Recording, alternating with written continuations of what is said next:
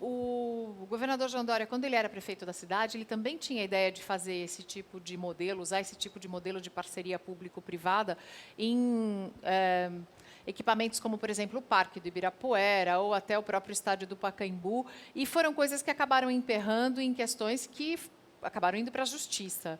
O que fazer para evitar, o senhor que já foi secretário de uma desburocratização, né, o que fazer para evitar que isso aconteça também a nível estadual? Olha, Mariana, o governador Dória, enquanto prefeito, enfrentou muitas resistências na Prefeitura de São Paulo, porque a Prefeitura não tinha um histórico de concessão. Foi o primeiro programa mesmo de concessão municipal do Brasil. E hoje o Bruno Covas, o atual prefeito, está conseguindo avançar no Pacaembu, no Parque do Ibirapuera, vai avançar no AMB nos próximos meses. Então, eu diria que se pagou um preço do tempo pelo ineditismo das concessões que o Dória fez na Prefeitura. Já no Estado é diferente. Nós temos uma tradição, desde Mário Covas, passando por Geraldo Alckmin, por José Serra, onde várias concessões, as primeiras concessões de rodovia aconteceram aqui, as primeiras parcerias público-privadas de metrô aconteceram aqui. Então, nós já herdamos um histórico positivo de parcerias. Vamos trabalhar muito para evitar processos judiciais, que é isso que atrasa muitas dessas concessões, e por isso nós acreditamos, com muito pé no chão, que os 21 principais projetos estarão contratados até o final de 2020, dando tempo ainda dentro do nosso governo, Mariana, de que as coisas aconteçam. O projeto para o Ibirapuera, para o ginásio do Ibirapuera, o senhor pode detalhar um pouquinho mais? Porque eu acho tão interessante que seja tudo muito modernizado, ampliado, mas que continue a ser um equipamento de uso público. Então, você vê, né? O ginásio do Ibirapuera custa para o contribuinte 18 milhões por ano e arrecada 3 milhões. Então, por que conceder o Ibirapuera? Porque ele é subutilizado e porque ele consome recurso público, que poderia estar indo para a área da educação, da saúde e da segurança. Então, a decisão de uma concessão, ela não é uma decisão ideológica, ela é uma opção por um Estado eficiente. Então, olha, não tem sentido o Estado bancar 15 milhões por ano do ginásio do Ibirapuera. Vamos concedê-lo. Concedê-lo para alguém que explore bem o uso e para alguém que possa fazer com que o Estado deixe de investir esse dinheiro num equipamento esportivo. Nós tivemos o Market Sound, que é a ação que nós usamos antes de fazer qualquer concessão. Antes de uma licitação, a gente ouve o mercado. O que vocês acham que aqui deve existir?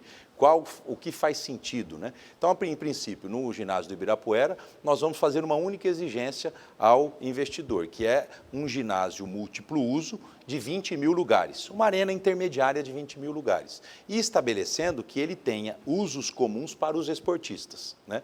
E o Estado se comprometeu, Mariana, em outro equipamento público, que é o Babi Barioni, fazer os atletas que hoje vivem ali no Ibirapuera, são moradores ali do ginásio, da área do departamento de abrigos ali do Ibirapuera, eles vão para o Babi Barioni. Então, não terá descontinuidade. Ali na Lapa, não? É do lado da Barra, do Parque da Água Branca, tá, né? Um pouco que Barra Funda ali, né? Então, o Babi Barioni vai abrigar esses atletas. Então, o que a gente está garantindo?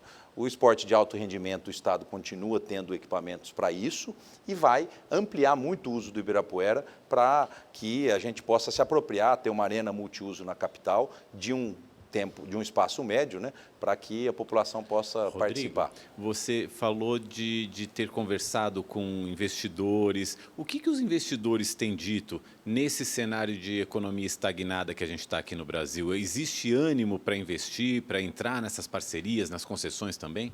Mauro, existe uma expectativa com a reforma da Previdência, né, que vai resolver um pouco o problema fiscal do Brasil, mas todos estão muito animados, né? Sabem que o Brasil é um país vocacionado para crescer, com um grande mercado consumidor e que tem ainda uma infraestrutura a ser feita, né? Se a gente falar de saneamento básico, de outras áreas que o Brasil está muito atrasado, é uma oportunidade para o investidor estrangeiro, principalmente. Agora, naturalmente, todos aguardam a reforma da Previdência, mas tem uma expectativa muito concreta de que ela será aprovada. E ela vai, a partir da sua aprovação, preparar o governo para outras missões e trazer capital privado para esses investimentos. Esse episódio recente da Vaza Jato, do vazamento dessas conversas entre um juiz e o procurador, conversas sobre o caso, podem atrapalhar essa pauta ou a aprovação desses projetos? Eu acho em que não, Brasília? Mariana. O Brasil já tem maturidade suficiente e institucional para enfrentar essas crises, esses vazamentos, enfim. É natural, enfim, a vida como ela é, né? Eu não vi nenhum tipo de questionamento sobre o conteúdo das mensagens, não fiz nenhuma análise jurídica, se elas comprometem ou não. O importante é que a Lava Jato foi uma operação e é uma operação importante de combate à corrupção no Brasil. O senhor não acredita, o senhor é advogado, mas assim, como, enfim, conhecedor das leis, o senhor não acredita que isso possa ter um efeito maior de até poder anular alguma sentença? Olha, ninguém está acima da lei. Se Aham. existir alguma coisa concreta de anulação, tem que ser anulado. Mas eu não acredito que isso vá acontecer, né? Mas acho o seguinte, Mariana, Lava Jato foi importante para o Brasil, nós vivemos uma transição, né? E o Brasil sairá muito melhor. Já é muito melhor do que era e vai ser ainda muito melhor do que somos. Deixa eu voltar para o campo das obras. A gente tem algumas obras paradas em São Paulo, como, por exemplo, o trecho norte do Rodoanel, os monotrilhos aqui que se transformaram em esqueletos dentro de São Paulo. Qual vai ser o futuro dessas obras? Nós vamos retomá-las, Mauro, e estamos focados, a pedido do governador Dória, nessa retomada. Nós temos 5 grandes obras que tiveram problemas nos seus contratos, né? O contorno da rodovia dos Tamoios, que é lá no litoral norte de São Paulo, uma grande obra também, os contornos estão parados, o Rodoanel Norte, a linha 17 do monotrilho, a linha 6, que sai aqui próximo ali de Brasilândia, mergulha por debaixo do rio Tietê e sai lá no centro da cidade, né? São grandes desafios. Nós não pretendemos retomar essas obras com recurso público. Nós queremos, através de contratos de concessão e de PPP, retomar. Isso gera emprego e isso vai melhorar muito a mobilidade urbana aqui da região metropolitana de São Paulo. Então, nós estamos debruçados sobre ela, já temos caminhos jurídicos de retomada.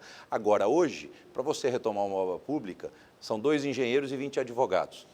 O trabalho jurídico, de busca de consenso, de espaços contratuais para você retomar, é um trabalho grande. Nós estamos, desde o dia 1º de janeiro, focados em diminuir as despesas do Estado de um lado e de retomar as grandes obras em parceria. E eu não tenho dúvida que em 2020 o governador Dória terá essas grandes obras em São Paulo em andamento. Eu quero falar da despoluição do Rio Pinheiros, que é, na verdade, o Rio Pinheiros não é um rio, é uma vala, é um esgotão a céu aberto. E do Rio Tietê também, porque Guarulhos começando o tratamento do esgoto e Mogi também ajudando, existe uma grande chance disso dar certo enfim, a longo prazo não, mas a médio prazo. Eu diria que primeiro o Pinheiros, Mariana, que o projeto do governador João Dória é até 2022 deixar o rio navegável e limpo. E quando a gente fala limpo de um rio urbano, nós temos que ver as experiências do mundo, né? Em Paris ninguém nada no Rio Sena, em Londres ninguém nada no Tâmisa, mas são rios que têm níveis, vamos dizer assim, de poluições aceitáveis, que têm vida aquática e tudo mais. O nosso projeto para o Pinheiros é isso. Nós vamos, primeiro, concluir as obras nos afluentes do Pinheiro para evitar que ele continue sendo poluído todos os dias. E a Sabesp já iniciou a contratação dessas obras. Depois, nós já fizemos um levantamento no rio, e o Rio Pinheiros tem lugares ali que ele tem 1 metro de profundidade. A chamada batimetria, que analisa a profundidade do rio, mostrou que o rio precisa ser desassoreado, ou seja, você precisa tirar lixo que está no fundo do rio. Isso vai ajudar a clarear a água, né? Então, esses 2 projetos, do desassoreamento e do fim da poluição, junto com outras tecnologias de limpeza de água, nos dão a esperança concreta de que em 2022 o rio esteja limpo e com a água muito mais bonita do que é hoje. Eu me lembro de uma época ali no Pinheiros que tinha aquele sistema de flotação, que jogavam uma química na água e que aí ela fazia pelo menos a matéria orgânica. Isso, e aí deu um problema com o Ministério Público, que já parece, não sou ambientalista, mas uma tecnologia que já está superada, tem outras tecnologias. Nós vamos usar essas tecnologias, mas não coisas provisórias, né? Nós queremos fazer algo estruturante e a nossa esperança, né, muito concreta, porque até agora o cronograma está em ordem, nós já estamos contratando o desassoreamento, já contratamos obras da Sabesp, nós pretendemos em 2022 ter o rio ali navegável e talvez fazer até alguma parceria ali perto da usina de Traição, onde o rio tem um pequeno desnível, né, para criar um ambiente ali também de uso público para as pessoas usufruírem o rio. O Tietê, Mauro, já é a médio prazo. Projetos de despoluição, a gente vem ouvindo falar há uns 20 anos mais ou menos, inclusive no Tietê, eu acho que já foi... Eu fiz matéria do desassoreamento do Rio Tietê, o Mário Covas era governador. Já foi mais de R$1 bilhão ali. Por que a gente deve acreditar que agora vai ser diferente? Que agora vai. O que dá para apostar? Olha, eu diria que muita coisa já foi feita, né? E existe uma determinação e um foco e uma prioridade do governo em relação a isso. As grandes cidades do mundo, Mariana, resolveram os problemas que São Paulo ainda tem. Rio poluído e centro degradado, né? Óbvio que depende muito de prefeitura, depende de uma série de fatores, mas existe hoje uma conjunção de esforços entre a gente e a Prefeitura de São Paulo e a gente acredita piamente que em 2022 o Rio Pinheiros nós teremos um início de navegação com uma água limpa e o rio Tietê com uma mancha de poluição muito menor do que é hoje. O governador Dória até comentou, vamos colocar uma placa onde ele começa a poluição, onde ele termina hoje, e vamos mudar essa placa de lugar em 2022 para ver o esforço deste governo em diminuir a poluição do Tietê.